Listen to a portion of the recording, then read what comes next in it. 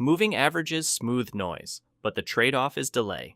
A long average can still point in the old direction after price has changed. A shorter average reacts sooner, but it can get pushed around in a range. Zero lag trend signals reduces part of that delay before the EMA is calculated. It then uses a wide volatility threshold to decide when its stored trend state may change. We will separate the big trend arrows, the smaller basis arrows, and the 5-cell dashboard.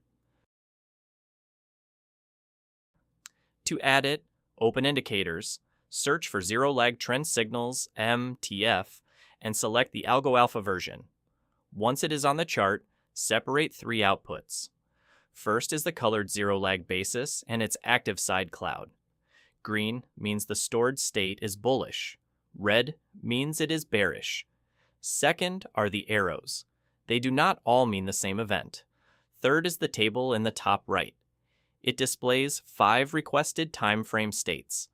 It is information for context, not a score and not an automatic instruction.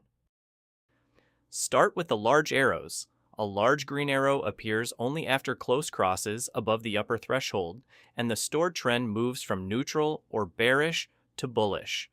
A large red arrow appears after the opposite lower threshold cross. This is the main state change. The small arrows use a different rule.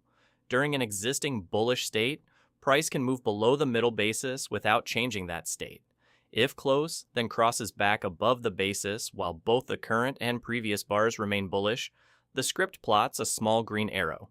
The bearish version is the mirror image below the basis, so a small arrow is a same state basis recross marker. It is not a second trend flip, and it is not evidence of a high probability trade by itself.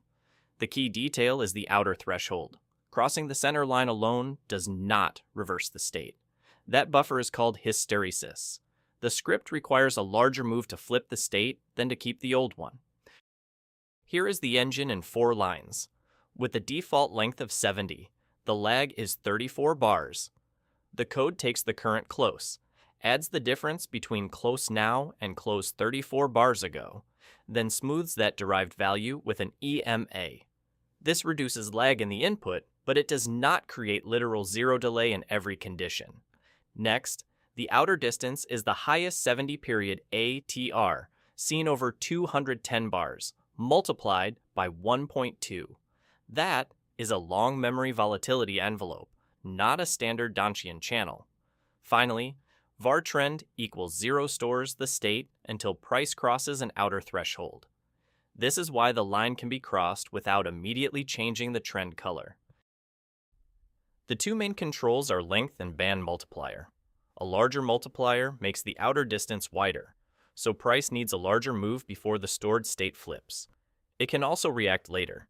It does not guarantee that false moves disappear. You can also choose 5 timeframe cells.